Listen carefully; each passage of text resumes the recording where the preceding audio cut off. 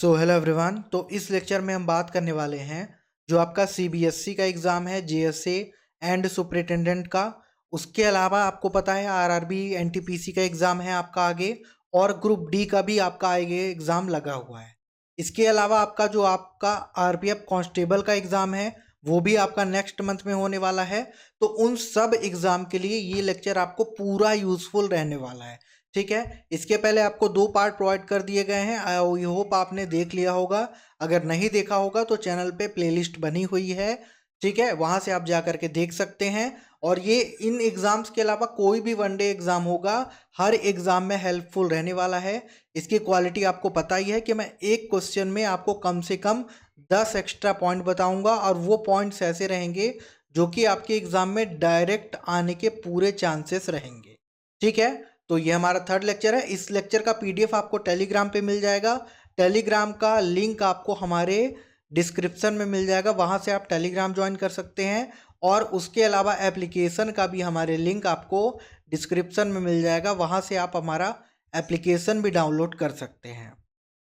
तो स्टार्ट करते हैं लेक्चर को। पहला क्वेश्चन आज का हमारा, हम एंड से स्टार्ट करेंगे। तो आज का हमारा पहला क्वेश्चन है, who wrote the famous book Kamasutra, यानी कामसूत्र पुस्तक के लेखक कौन है ये हमें बताना है। ठीक है, तो हम सबको पता है कि कामसूत्र पुस्तक के लेखक हैं वात्सायन। कौन है? वात्सायन। ठीक है, तो वात्सायन जी जो हैं वो कामसूत्र पुस्तक के लेखक हैं। ठीक है, और वात्सायन का पूरा नाम अगर आपसे पूछेगा तो वात्सायन मल्लनाग। ठीक है, क्या है? वात्सायन मल्लनाग कामसूत्र ग्रंथ के लेखक हैं। ठीक है, और ये जो कामसूत्र है ये किस भाषा का ग्रंथ है? अगर आपसे ऐसा क्वेश्चन करेगा तो ये संस्कृत भाषा का ग्रंथ है। ठीक है, इसके अलावा आपको कुछ इंपॉर्टेंट पॉइंट्स मैं आपको बता देता हूँ। जैसे अगर आप से पूछेगा कि जो योग सूत्र है, योग सूत्र के लेखक कौन है, ये भी बहुत महत्वपूर्ण रचना है। तो योग सूत्र के लेखक हैं आपके पतंजलि। ठीक है, तो एक आपको ये नाम याद रखना है। दूसरा आपको नाम याद रखना है सुलभा सूत्र का। ठीक है, सुलभा सूत्र। सुलभा सूत्र पुस्तक किसने लिखी? तो ये लिखी है कात्यायन ने। ठीक है, तो ये भी बहुत इंपॉर्टेंट बुक है। तीसरी बुक आपको नाम याद रख लेना है वृहत संहिता। वृहत संहिता पुस्तक के लेखक कौन है अगर आपसे क्वेश्चन करता है तो ये बहुत इंपॉर्टेंट है, ये भी वराह मिहिर। ठीक है, तो वराह मिहिर जो है वो वृहत संहिता पुस्तक के लेखक हैं। और उसके अलावा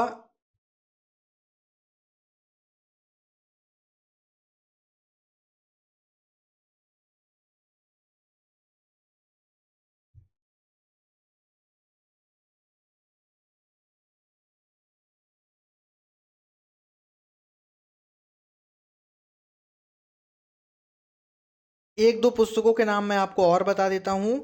अगर आपसे क्वेश्चन करेगा आर्यभट्टियम, ये तो खैर नाम से ही समझ में आ जाएगा। आर्यभट्टियम पुस्तक के लेखक कौन है? इसके अलावा आर्य सिद्धांत। ठीक है, आर्यभट्टियम और आर्य सिद्धांत, इन पुस्तकों के लेखक कौन है? तो इन पुस्तकों के लेखक हैं आर्यभट्ट। ये भी बहुत इंपॉर्टेंट क्वेश्चन है। ठीक है, इसके अलावा एक दो बुक आप और ध्यान में रख लीजिएगा, जैसे कि आपका ब्रह्म स्फुट सिद्धांत। ठीक है, ब्रह्म स्फुट सिद्धांत खंड खाद्यक। ठीक है, इसके लेखक अगर आपसे पूछेगा तो ध्यान रखना ब्रह्मसूत्र सिद्धांत खंड खाद्यक के जो लेखक हैं वो हैं आपके ब्रह्मगुप्त। ठीक है, और एक लास्ट आप ध्यान में रख लीजिएगा, कर्मयोग पुस्तक के लेखक कौन है? कर्मयोग बहुत इंपॉर्टेंट है ये भी। ठीक है, कर्मयोग के साथ साथ आप आत्म प्रतिष्ठा का भी याद रख लीजिएगा क्योंकि सेम वही लेखक हैं। ठीक है, कर्मयोग, आत्म प्रतिष्ठा, हाँ, और एक याद रख लीजिएगा भक्तो योग। तो इन पुस्तकों के लेखक कौन है? इन पुस्तकों के लेखक हैं अश्विनी कुमार। तो इतने इंपॉर्टेंट पॉइंट्स आपको एक्स्ट्रा ध्यान में रखने हैं, एग्जाम में इससे बाहर नहीं जाएगा। ठीक है, चलिए बढ़ते हैं अगले क्वेश्चन की तरफ। वित्त आयोग को अर्ध न्यायिक निकाय के रूप में स्थापित करने का प्रावधान किस अनुच्छेद में है? तो किस अनुच्छेद में है हम सबको पता है, अनुच्छेद 280 यानी कि आर्टिकल 280 में। ठीक है, तो वित्त आयोग को अर्ध न्यायिक निकाय के रूप में स्थापित करने का प्रावधान अनुच्छेद 280 में है। ठीक है, और ये जो वित्त आयोग होता है, वित्त आयोग को इंग्लिश में क्या कहते हैं? Finance commission. ठीक है, तो जो ये वित्त आयोग होता है, इसके बारे में आपको कुछ पॉइंट्स याद रखने हैं। इसका जो गठन है वो कौन करता है? भारत का राष्ट्रपति। ठीक है, तो इसका गठन भारत का राष्ट्रपति हर 5 साल में, कितने साल में? हर 5 साल में करता है। ठीक है, वित्त आयोग क्या है? तो वित्त आयोग एक संवैधानिक निकाय है जिसको किसके द्वारा? अनुच्छेद 280 द्वारा अनिवार्य किया गया है। ठीक है, और जो वित्त आयोग होता है, तो वित्त आयोग की सिफारिश जो की जाती है, मतलब कहने का कि वित्त आयोग द्वारा की गई सिफारिशें, जो उसकी की गई सिफारिशें होती हैं वो केवल सलाहकारी प्रकृति की होती हैं। किस प्रकृति? एडवाइजरी टाइप की। ठीक है, सलाहकारी प्रकृति की होती हैं। इस वजह से सरकार पर बाध्यकारी नहीं होती, मतलब कि इनका कोई फोर्स नहीं होता है। ठीक है, ये जो है अपनी रिपोर्ट किसको पेश करते हैं? ये जो वित्त आयोग वाले होते हैं ये अपनी रिपोर्ट पेश करते हैं भारत के प्रेसिडेंट को, यानी कि राष्ट्रपति को। ठीक है, और अगर मैं आपसे बात करूं कि प्रथम वित्त आयोग का गठन कब किया गया, तो ये भी आपको ध्यान रख लेना है। तो प्रथम वित्त आयोग का गठन किया गया था आपका 1951 में। ठीक है, कब किया गया था? 1951 में, 1951 में। ठीक है, और जो वित्त आयोग के सदस्य होते हैं, तो वित्त आयोग के सदस्यों की जो पात्रता होती है, सदस्यों की पात्रता ये किसके द्वारा निर्धारित की जाती है? ये निर्धारित की जाती है भारत की संसद यानी कि पार्लियामेंट के द्वारा। ठीक है, तो ये भी एक कहीं ना कहीं इंपॉर्टेंट पॉइंट आपका बनता है। अगला क्वेश्चन, निम्न में से कौन सा राज्य हर वर्ष हॉर्नबिल महोत्सव मनाता है? ये तो बहुत इजी है, और ये ऐसा क्वेश्चन है जो किसी ना किसी एग्जाम में आया ही है। मतलब एसएससी का आप कोई भी एग्जाम ले लीजिए, रेलवे का आप कोई भी एग्जाम ले लीजिए, या डिफेंस का आप कोई भी एग्जाम ले लीजिए, हर एग्जाम में ये क्वेश्चन पूछा गया है। तो हॉर्नबिल फेस्टिवल जो मनाया जाता है वो नागालैंड में मनाया जाता है। ठीक है, और ये जो फेस्टिवल है ये किस मंथ में मनाया जाता है? तो ये आपका दिसंबर के फर्स्ट वीक में। महीना कौन सा? दिसंबर। और दिसंबर में कब? तो दिसंबर के पहले सप्ताह में मनाया जाता है। ठीक है, और इसको मनाने का मेन मोटिव यानी कि मेन इनका उद्देश्य क्या है? तो इसका उद्देश्य है जो वहाँ की समृद्धि है, संस्कृति है, कल्चर है, समृद्धि संस्कृति कल्चर को संरक्षित करके रखना, पुनर्जीवित करना, उस पर प्रकाश डालना। ठीक है, और अपनी परंपराओं को दिखाना, यही इसकी क्या है? यही इसका मेन उद्देश्य है। ठीक है, और एक सबसे इम्पॉर्टेंट बात कि हॉर्नबिल उत्सव को त्योहारों का त्योहार भी कहा जाता है। ठीक है, तो अगर आपसे क्वेश्चन करे कि त्योहारों का त्योहार किसे कहा जाता है, तो हॉर्नबिल महोत्सव को कहा जाता है। ठीक है, एक इम्पॉर्टेंट पॉइंट मुझे और याद आ रहा है जो कि कई एग्जाम में पूछा गया है कि हॉर्नबिल महोत्सव किसके द्वारा आयोजित किया जाता है, मतलब इसमें कौन सा मंत्रालय का नाम आता है? नाम आता है इन द सेंस मतलब किस मंत्रालय से संबंधित है? तो ये जो है आपका, ये राज्य पर्यटन तथा कला एवं संस्कृति। ठीक है, राज्य पर्यटन तथा कला एवं संस्कृति विभाग के द्वारा आयोजित किया जाता है। ठीक है, तो किसके द्वारा? राज्य पर्यटन तथा कला एवं संस्कृति विभाग द्वारा इसका जो है वो आयोजन किया जाता है। ठीक है, तो इतने पॉइंट्स आपको एक्स्ट्रा ध्यान में रखने हैं। अगला क्वेश्चन, भारतीय संविधान में कितनी भाषाओं को स्वीकृति दी गई है वर्तमान में? तो कितनी भाषाओं को? बहुत इजी और बहुत ही ज़्यादा इंपॉर्टेंट क्वेश्चन है ये, तो ध्यान रखिएगा। ऑप्शन नंबर इसका डी बिल्कुल करेक्ट हो जाएगा। ठीक है, तो भारतीय संविधान यानी कि इंडियन कॉन्स्टिट्यूशन में वर्तमान की अगर हम बात करें तो 22 भाषाओं को स्वीकृति दी गई है। ठीक है, वैसे देखिए इसमें क्या हुआ था, मूल रूप से अगर मैं बात करूं, ठीक है, मूल रूप से इस सूची में पहले 14 भाषाओं को ही जगह दी गई थी। ठीक है, लेकिन बाद में क्या किया, 8 भाषाओं को और जोड़ दिया गया, जिस वजह से ये टोटल 22 भाषाएं हो गई। ठीक है, और इस सूची में 1967 में, ठीक है, कब? 1967 में कौन से संविधान के संशोधन में? तो ध्यान रखना 21वें संविधान संशोधन में, 21वें संविधान संशोधन, ठीक है। 1967 में 21वें संविधान संशोधन द्वारा, संविधान संशोधन अधिनियम द्वारा किस भाषा को जोड़ा गया था? बहुत इंपॉर्टेंट क्वेश्चन है। तो सिंधी भाषा को इसमें जोड़ा गया था, ठीक है। उसके अलावा भी कुछ भाषाओं के बारे में पूछा जाता है, जैसे आपसे पूछ सकता है कोंकणी को कब किसके तहत जोड़ा गया, मणिपुरी का आपसे पूछ सकता है, ये पूछा भी है कई एग्जाम में पहले, ठीक है। और हाँ, नेपाली, इन तीनों को ध्यान रख लेना, कोंकणी, मणिपुरी और नेपाली। ये मणिपुरी थोड़ा सा कट गया है, मैं इसको एक बार फिर से लिख देता हूँ ताकि आपको कहीं भी डाउट ना आए, ताकि आपको जब पीडीएफ मिले टेलीग्राम में तो आप आराम से देख सके, ठीक है। पीडीएफ आपको विद एक्सप्लेनेशन ही मिलेगा। कोंकणी, मणिपुरी और नेपाली को आपके किस वर्ष में? 1992 में। और किस संविधान संशोधन द्वारा? तो 71वें संशोधन के द्वारा इनको जोड़ा गया था, ठीक है। उसके बाद मैं बात कर लेता हूं लास्ट में 2003 में। कब? 2003 में 92वें संविधान संशोधन द्वारा किसको किसको जोड़ा गया था? ध्यान रखना, पहला तो आप ध्यान रख लेना बोडो को, ठीक है।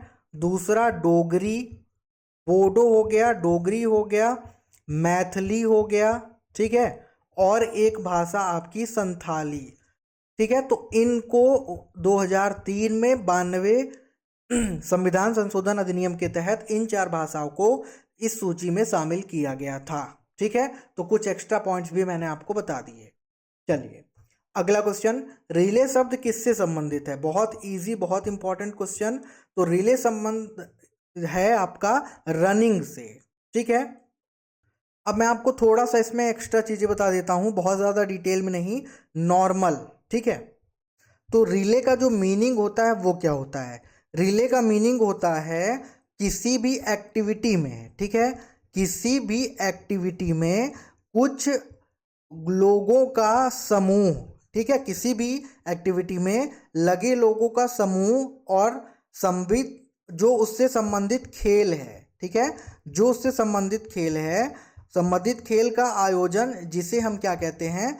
रिले रेस कहते हैं, ठीक है। क्या कहते हैं? रिले रेस कहते हैं। रिले रेस का मतलब सिंपल सा ये है कि 2 टीम के बीच में या 2 ग्रुप के बीच में रेस, ठीक है, 2 टीम या 2 ग्रुप के बीच की रेस को ही हम क्या कहेंगे? रिले कहेंगे, ठीक है।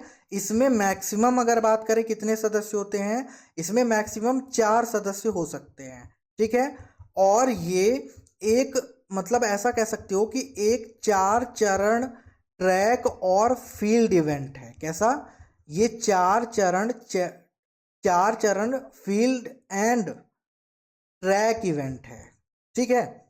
इसमें क्या होता है? इसमें जो प्रत्येक खिलाड़ी होता है प्रत्येक चरण में, मैं इधर आपको बता देता हूं, इसमें प्रत्येक चरण में एक खिलाड़ी चलता है और प्रत्येक चरण को पूरा करने के बाद, ठीक है, एक चरण में क्या, प्रत्येक चरण में एक खिलाड़ी चलता है और प्रत्येक चरण को पूरा करने के बाद टीम का जो अगला मेंबर है, टीम का अगला सदस्य अगले रनर को क्या करता है?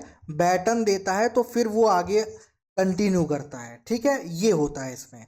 अगर मैं ओलंपिक की बात करूं तो ओलंपिक में रिले जो है वो किस किस मीटर में आयोजित किए जाते हैं? तो ध्यान रखना, ओलंपिक में रिले 400 मीटर और 1600 मीटर में आयोजित किया जाता है, ठीक है। ये मैं बता रहा हूं आपको रिले का ओलंपिक के लिए, ठीक है, 400 मीटर और 1600 मीटर में, ठीक है।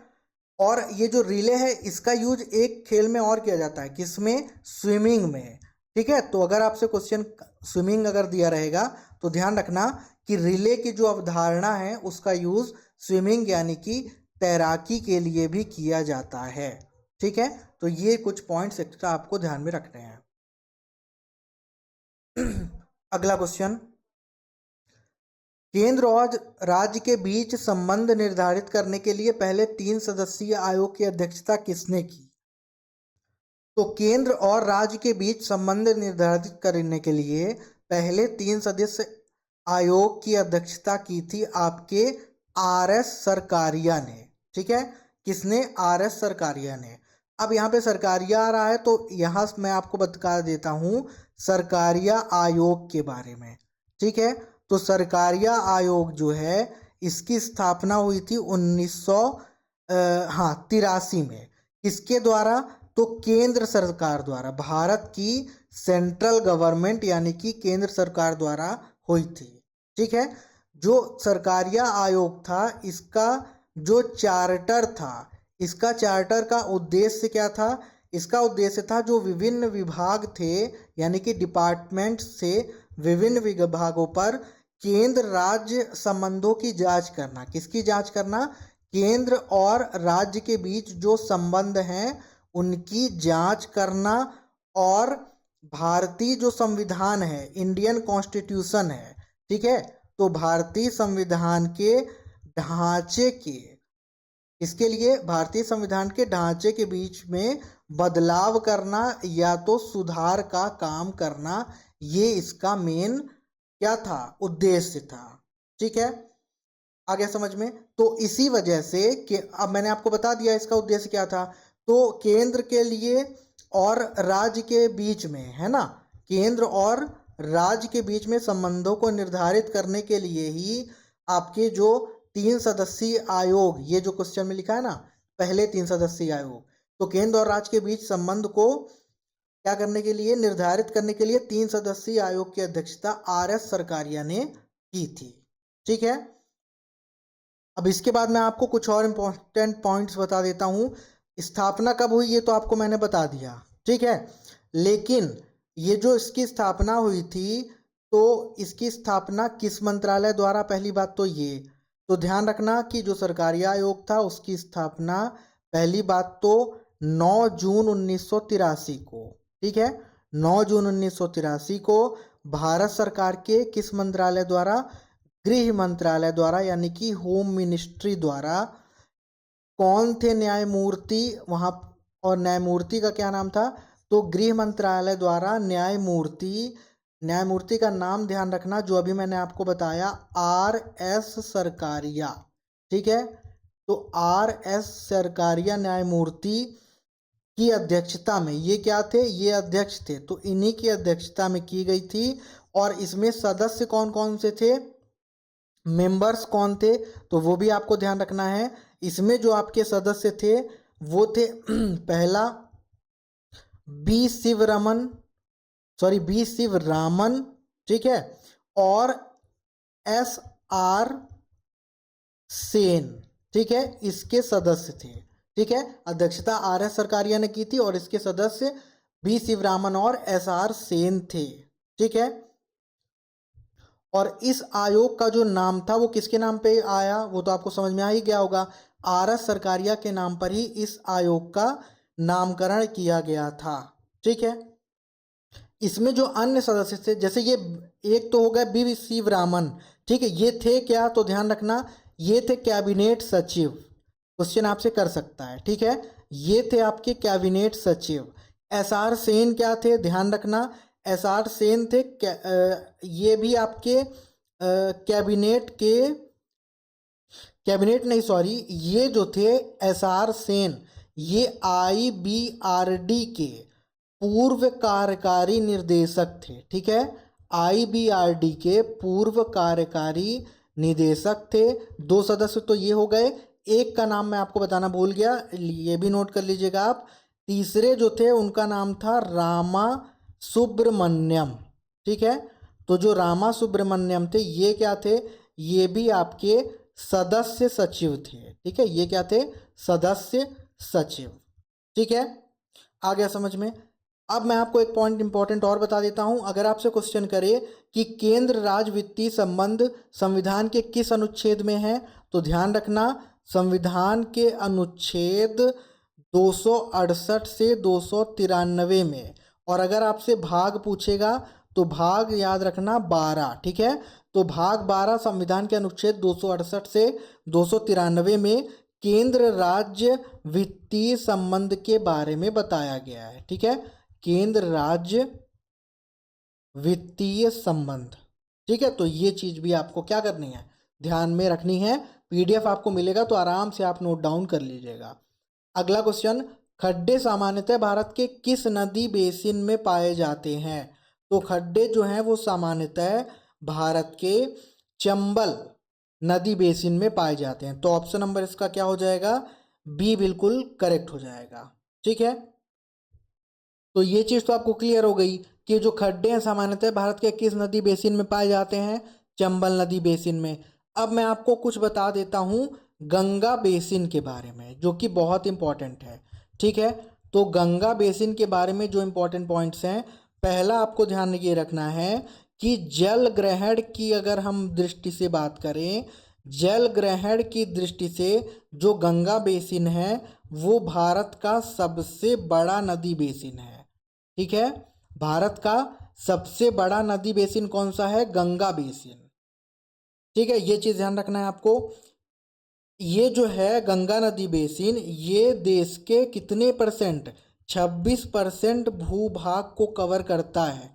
कितने परसेंट भूभाग को? 26% भूभाग को कवर करता है। और भारत की लगभग कितनी परसेंट? 43% जो पॉपुलेशन है, जो आबादी है, उनको ये हेल्पफुल है उनके लिए। ठीक है, तीसरा पॉइंट आपको ध्यान ये रख लेना है कि जो गंगा बेसिन है ये 79% क्षेत्र इसका जो है वो कहाँ स्थित है? वो आपका भारत में स्थित है। ठीक है, बेस अब मैं आपसे और कुछ इंपॉर्टेंट पॉइंट बता देता हूं आपको। ये जो गंगा बेसिन है ये 10 राज्यों में और एक केंद्र शासित प्रदेश में शामिल है। कौन कौन से हैं वो 10 राज्य? तो आप ध्यान रख लीजिएगा, मैं जल्दी जल्दी यहाँ पे लिख लेता हूँ। पहला तो है आपका उत्तराखंड। ठीक है, दूसरा है आपका यूपी, तीसरा है आपका MP यानी कि मध्य प्रदेश, चौथा है आपका राजस्थान। ठीक है, पांचवा है आपका हरियाणा। ठीक है, सिक्स्थ नंबर पे मध्य प्रदेश, उत्तराखंड, राजस्थान, हरियाणा। हाँ, हिमाचल प्रदेश यानी कि HP। ठीक है, और उसके बाद अगले नंबर पे है आपका छत्तीसगढ़। ठीक है, और हाँ, बिहार भी है गंगा नदी बेसिन के अंतर्गत, और झारखंड भी है। ठीक है, और एक बच रहा है आपका कौन सा? हाँ, दो भाई, हाँ, एक तो हो गया आपका वेस्ट बंगाल, ये हो गए आपके राज्य, और एक केंद्र शासित प्रदेश जो है वो है दिल्ली। ठीक है, तो इस तरह से 10 राज्य और एक केंद्र शासित प्रदेश शामिल हैं गंगा बेसिन में। ठीक है, ये चीज आई होप आपको समझ में आ गई होगी। ठीक है, अगर आपसे एक इंपॉर्टेंट पॉइंट और मैं बता दे रहा हूं, अगर आपसे पूछे कि पूरे देश को कितने नदी घाटियों के समूहों में विभाजित किया गया है, पूरे देश को कितने नदी घाटियों के समूहों में विभाजित किया गया है या कितने नदी घाटी हैं, तो ध्यान रखना टोटल 20 नदी घाटियों में इन्हें विभाजित किया गया है। ठीक है, जिसमें से आपकी मेजर जो नदियां हैं वो 12 हैं। ठीक है, जिसमें से मेजर को कितनी रिवर हैं? मेजर 12 रिवर हैं। अब मैं नाम आपको ऐसे ही बता देता हूँ। ठीक है, पहला तो आपका सिंधु नदी, चलो मैं लिख ही देता हूँ। ठीक है, दूसरा हो गया आपका गंगा, तीसरा हो गया आपका ब्रह्मपुत्र। ठीक है, चौथा हो गया आपका मेघना। ठीक है, पांचवा हो गया आपका गोदावरी, कृष्णा, कावेरी। कितने हो गए? 1 2 3 4 5 6 7। ठीक है, गोदावरी, कृष्णा, कावेरी। हाँ, महानदी भी है इसमें। ठीक है, महानदी हो गया, और पेन्नार हो गया। ठीक है, और इधर लिख देता हूँ मैं, 2 3 और बच रही हैं। कौन कौन सी? महानदी, पेन्नार, और हाँ, ब्राह्मणी। ठीक है, ब्राह्मणी हो गया, और साबरमती हो गया। ठीक है, नर्मदा हो गया, और हाँ, माही और ताप्ती। ये हो गई आपकी 12 मेजर रिवर्स। मैं एक बार फिर रिपीट कर देता हूँ। ठीक है, सिंधु, गंगा, ब्रह्मपुत्र। ठीक है, उसके बाद आपका गोदावरी, कृष्णा, कावेरी, महानदी, पेन्नार, ब्राह्मणी, साबरमती, माही, नर्मदा और ताप्ती। ठीक है, तो ये हो गया। अब हम बढ़ते हैं अगले क्वेश्चन की तरफ। आधुनिक ओलंपिक खेलों के लिए कितने दिन का आयोजन किया जाता है। तो आधुनिक ओलंपिक खेलों के लिए कितने दिन का आयोजन होता है? 16 दिनों का, ठीक है, यानी कि 16 डेज का। तो ऑप्शन नंबर ए इसका पे बिल्कुल करेक्ट हो जाएगा।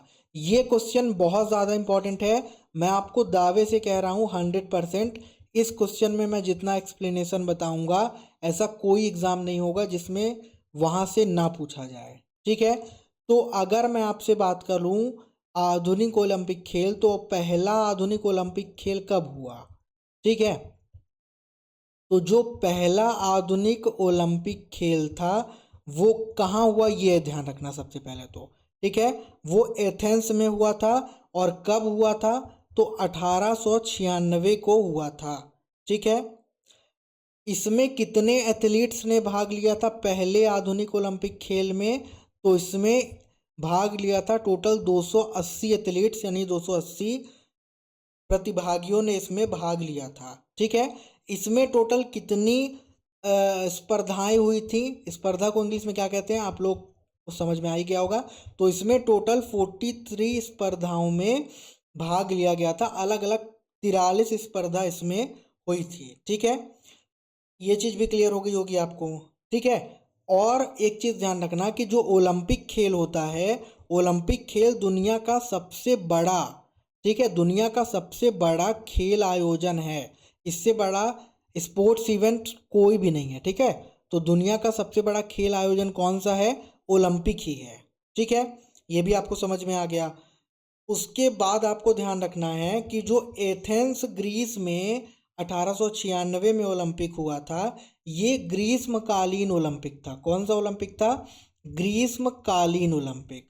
तो इस ग्रीष्मकालीन ओलंपिक में पहली बार जो आपका गाया गया था वो क्या था? तो वो ध्यान रखना आप लोग कि कोस्टिस पाल्मास का वो था, ठीक है। किसका? कोस्टिस पाल्मास का। ये मैं बहुत डीप चीज बता रहा हूं आपको। कोस्टिस पाल्मास का था। और जो संगीत था वो क्या था? संगीत स्पाइरोस समरस, ठीक है। तो कोस्टिस पाल्मास का था, मतलब कोस्टिस पाल्मास का था, और संगीत क्या था? स्पाइरोस समरस, ठीक है। यही जो था पहली बार गाया गया था, ठीक है। तो इतनी ही चीजें आपको ध्यान में रखनी है। और इसके पहले मैंने आपको ओलंपिक के बारे में बहुत सी चीजें ऑलरेडी बता रखी हैं, ठीक है। चलो अगला क्वेश्चन है, ग्रीनलैंड निम्न में से किस महाद्वीप के अंतर्गत आता है? तो ग्रीनलैंड जो है वो नॉर्थ अमेरिका के अंतर्गत आता है। नॉर्थ अमेरिका मतलब कि उत्तरी अमेरिका या तो उत्तर अमेरिका, ठीक है।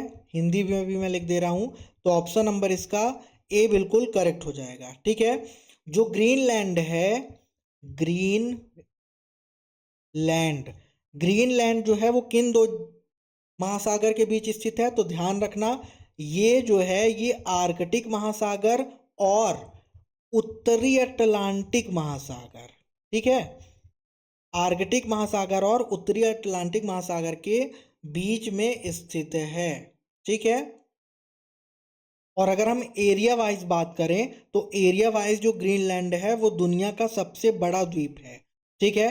तो ये कहीं ना कहीं बहुत इंपॉर्टेंट बात है। दुनिया का सबसे बड़ा द्वीप क्षेत्रफल के हिसाब से, ठीक है, सबसे बड़ा किसके हिसाब से? क्षेत्रफल यानी कि एरिया के हिसाब से। तो वो कौन सा है? वो है आपका ग्रीनलैंड, ठीक है। अगर आपसे एरिया पूछता है, इसका एरिया बताओ मिलियन स्क्वायर किलोमीटर में, तो ध्यान रख लेना 2.16 मिलियन, ठीक है, 2.16 मिलियन स्क्वायर किलोमीटर ये इसका क्षेत्रफल है, ठीक है। और एक इंपॉर्टेंट बात ग्रीनलैंड के बारे में ध्यान रख लेना कि जो ग्रीनलैंड है इसमें दुनिया की दूसरी सबसे बड़ी बर्फ की चादर है, ठीक है। दुनिया की सेकेंड सबसे बड़ी बर्फ की चादर किस में है? तो वो ग्रीनलैंड में ही है। तो ये चीज भी आपको ध्यान में रखना है, ठीक है। अगला क्वेश्चन, निचली पहाड़ियों और घाटियों की मिट्टी में रेत में जमा खनिज क्या है? तो निचली पहाड़ियों और घाटियों की मिट्टी में रेत में जो जमा खनिज है उसको हम कहते हैं प्लेसर डिपॉजिट, ठीक है, तो ऑप्शन नंबर इसका बी करेक्ट हो जाएगा। मतलब जितना ज़्यादा टाइम होता जाता है, जितना ज़्यादा टाइम का ड्यूरेशन बीतता जाता है, समय अवधि होती जाती है, तो समय अवधि में कोई भी अगर विशेष धातु है या मेटल है या कोई खनिज है, ठीक है, कोई धातु या खनिज की जो सांद्रता है, ठीक है, उसकी जो सांद्रता है वो क्या होती है, सांद्रता से प्लेसर जमा जाता है, ठीक है, क्या हो जाता है, उसकी सांद्रता से प्लेसर जमा हो जाता है, ठीक है। कहने का मतलब ये है सांद्रता मतलब कंसंट्रेशन, ठीक है, ध्यान रखना। कहने का मतलब ये है कि जो चट्टान होते हैं ना, बड़े बड़े चट्टान, चट्टान से बहते हुई जो नदी होती है, ठीक है, चट्टान से बहती हुई नदी खनिजों को वहां से निकालती है, बहा नदी बहा वहां से, तो वहां से क्या हुए, जो खनिज हैं वहां से निकले, ठीक है, खनिजों को वहां से निकालती है, और वो गुरुत्वाकर्षण बल के कारण, किसके कारण, ग्रेविटेशनल फोर्स यानी कि गुरुत्वाकर्षण बल के कारण, उसके प्रभाव के कारण क्या हो जाते हैं, नीचे की ओर जमा हो जाते हैं, धंस जाते हैं, ठीक है। अब ये जमा हो जाते हैं, धंस जाते हैं, तो ये पाए कहाँ जाते हैं, तो ये आपके पाए जाते हैं जो बहुत ही पुरानी नदी हो गई, ठीक है, जो बहुत पुरानी नदी हो गई, जल चैनल्स हो गए, ठीक है, जो आपकी वैलीज हो गई यानी कि घाटियां हो गई, जो आपके समुद्र तट हो गए, ठीक है, या समुद्र तट के आसपास के जो जल निकाय हो गए, वहां पर ये पाए जाते हैं। अब एक इम्पॉर्टेंट पॉइंट और कि ये जो जमा हो जाता है खनिज, प्लेसर डिपॉजिट हो जाता है, इसमें से कौन कौन से अयस्क पाए जाते हैं, तो प्लेसर डिपॉजिट यानी कि प्लेसर निक्षेप से कौन कौन से अयस्क या धातु पाए जाते हैं, तो ध्यान रखना।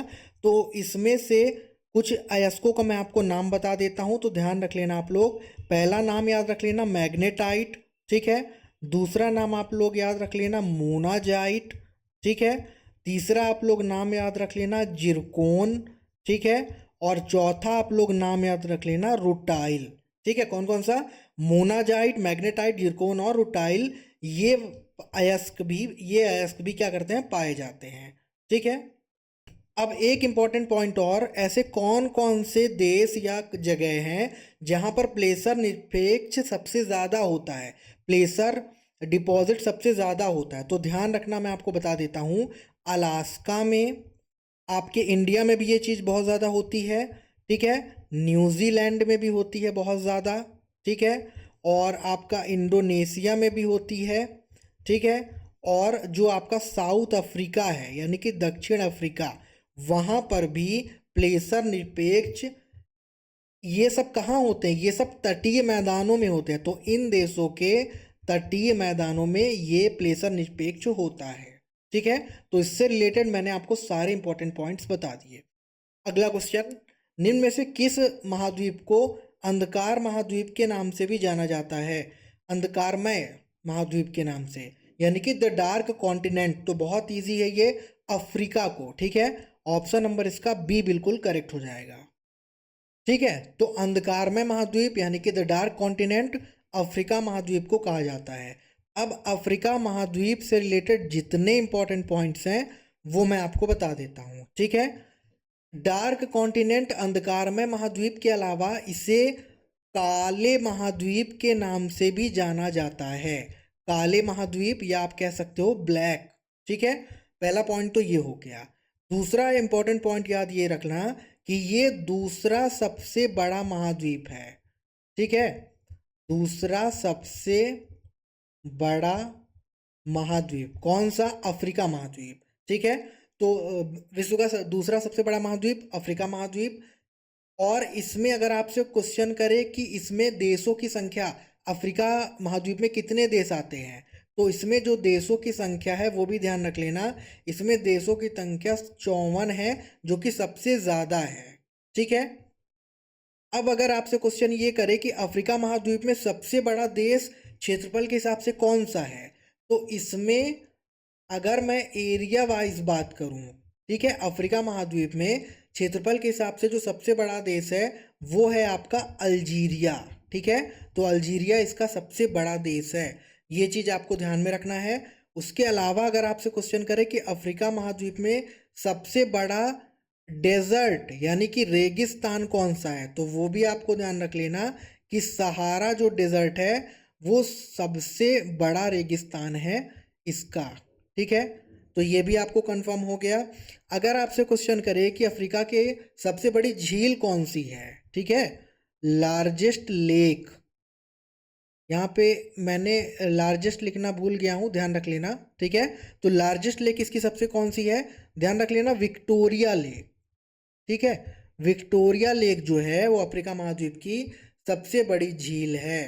ठीक है, और अगर आपसे पूछे कि अफ्रीका महाद्वीप की आप कुछ नदियों के नाम बताओ, ठीक है, तो इसमें कौन कौन सी रिवर हैं, ध्यान रख लेना। दो तीन रिवर के आपको मैं नाम बता देता हूँ। पहला तो आप नाम याद रख लेना नील, दूसरा नाम याद रख लेना कॉन्गो, और तीसरा याद रख लेना नाइजर। ठीक है, नील, कॉन्गो, नाइजर अफ्रीका महाद्वीप की ही कुछ नदियां हैं। ठीक है, और एक सबसे इम्पॉर्टेंट बात कि जो सवाना घास का मैदान है, सवाना ग्रास लैंड है, वो किस महाद्वीप में है, तो वो आपका अफ्रीका महाद्वीप में ही है। ये भी बहुत इंपॉर्टेंट पॉइंट है। ठीक है, तो इतनी चीजें आपको एक्स्ट्रा ध्यान में रखनी है। अगला क्वेश्चन, गति दृश्यता की इकाई क्या है, what is the unit of kinetic visibility, तो गति दृश्यता की इकाई है पॉइज। ठीक है, इसको ऐसे पढ़ते हैं,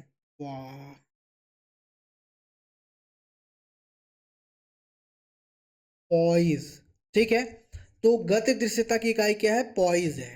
ठीक है, ये चीज तो क्लियर हो गई। अब यहाँ पे बात आ रही है गति। ठीक है, गतिज दृश्यता में गति की।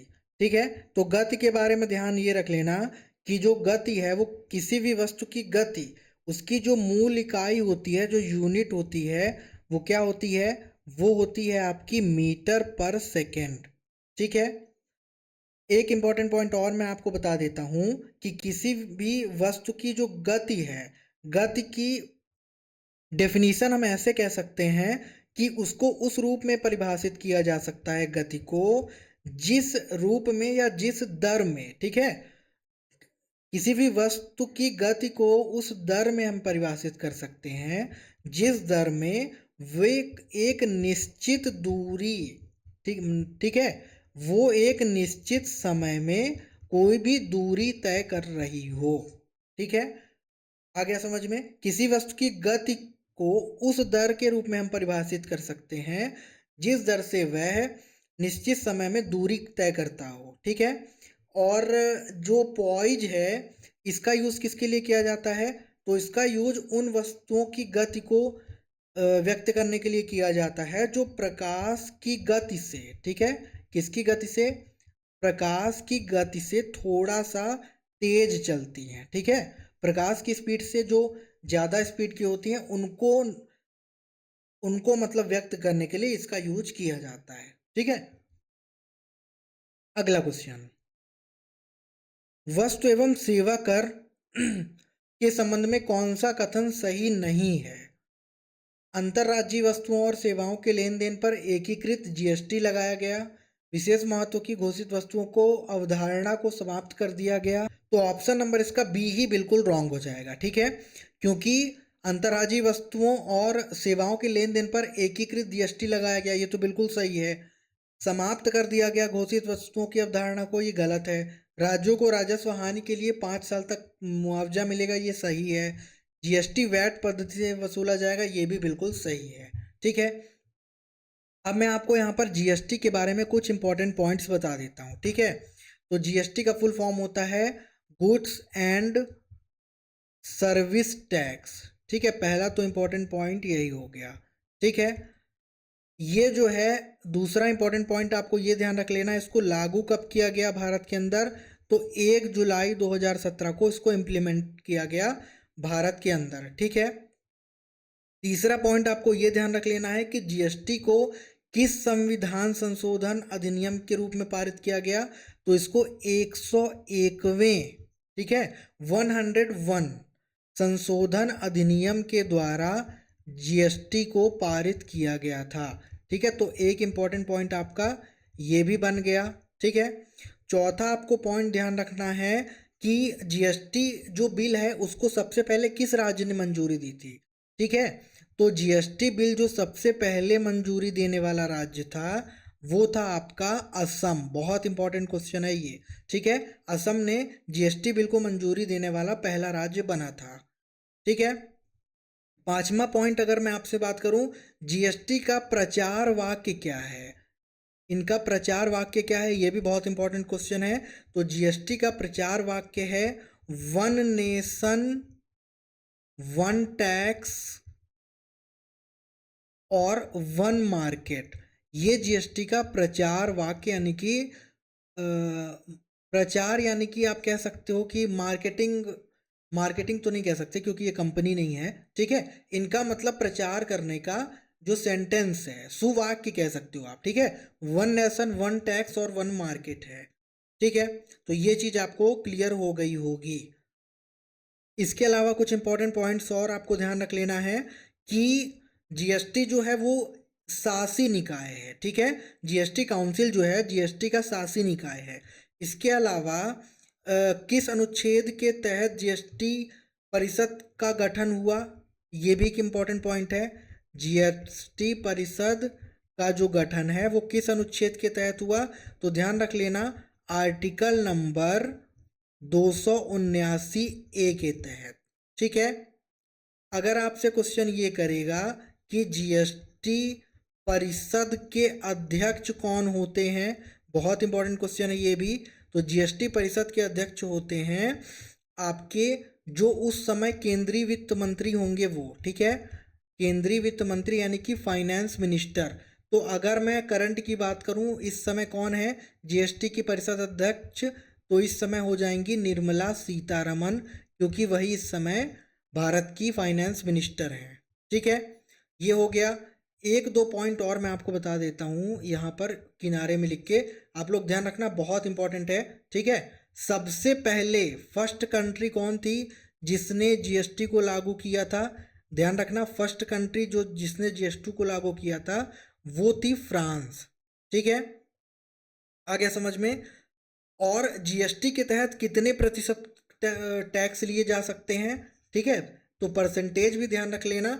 जीएसटी के तहत जो उसका मतलब टैक्स का स्तर है, लेवल है, वो कौन कौन से परसेंटेज पे है, तो वो है आपका 0% पे, 5% पे, और 12% पे, और 18% पे, और 28 यानी कि 28% पर है।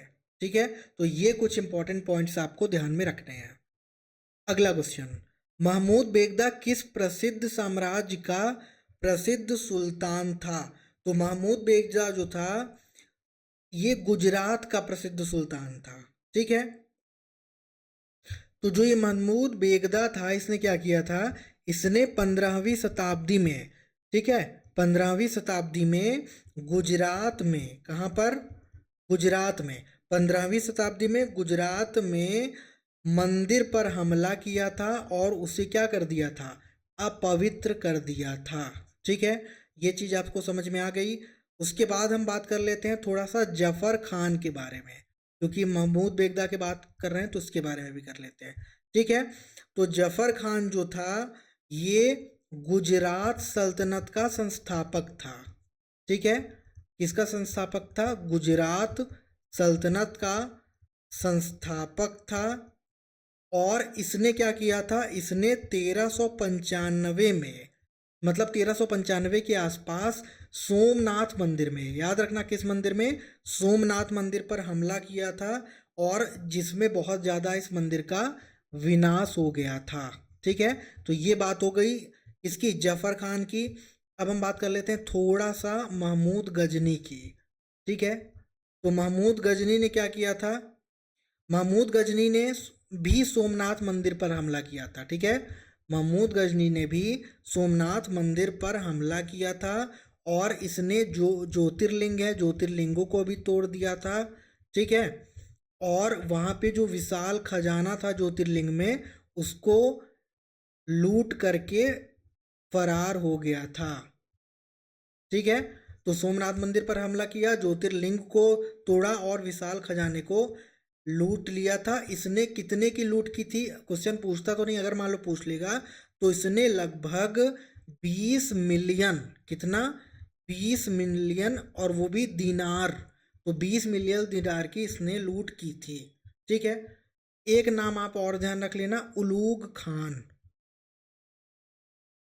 उलूग खान, उलूग खान ने क्या किया था, ये जो था ये अलाउद्दीन खिलजी का सेनापति था। किसका सेनापति था, अलाउद्दीन खिलजी का। ठीक है, तो उलूग खान जो था वो अलाउद्दीन खिलजी का सेनापति था। इसने भी मंदिर पर हमला करके उसे नष्ट कर दिया था। ठीक है, मेन यही याद रखना कि ये अलाउद्दीन खिलजी का सेनापति था। ठीक है, तो इतना ही आपको याद रखना है। अगला question, Trans Siberian Railway Saint Petersburg को डैश से जोड़ता है, किससे जोड़ता है, तो ट्रांस साइबेरियन जो जोड़ता है वो आपका जोड़ता है पीटर्सबर्ग को व्लादिवोस्तोक तक। ठीक है, तो ऑप्शन नंबर इसका डी बिल्कुल करेक्ट हो जाएगा। ठीक है, तो ट्रांस साइबेरियन पीटर्सबर्ग को व्लादिवोस्तोक तक जोड़ता है। ठीक है, ये जो है ट्रांस साइबेरियन रेलवे, ये कहाँ का प्रमुख रेल मार्ग है, तो ये रूस का। ठीक है, ये रूस का ट्रांस साइबेरियाई रेलवे है, साइबेरियाई रेलवे मार्ग। ठीक है, ये रूस का ट्रांस साइबेरियाई रेलवे मार्ग है, जैसा कि मैंने आपको बता दिया, जो कि पीटर्सबर्ग को व्लादिवोस्तोक तक जोड़ता है। ठीक है, और ये जो है एशिया का काफ़ी महत्वपूर्ण मार्ग है और विश्व में सबसे लंबा, ठीक है ध्यान रखना, विश्व का सबसे लंबा कितना किलोमीटर, 9332 किलोमीटर। ठीक है, और ये जो है ये आपका डबल ट्रैक है, ध्यान रखना कैसा है, डबल ट्रैक और विद्युतीकृत, यानी कि पूरा इलेक्ट्रिफाइड है। ठीक है, विद्युतीकृत रेलवे मार्ग है। ठीक है, तो ये विश्व का सबसे लंबा, कितना अगर किलोमीटर पूछेगा तो 9332 किलोमीटर, डबल ट्रैक और विद्युतीकृत रेलवे मार्ग है।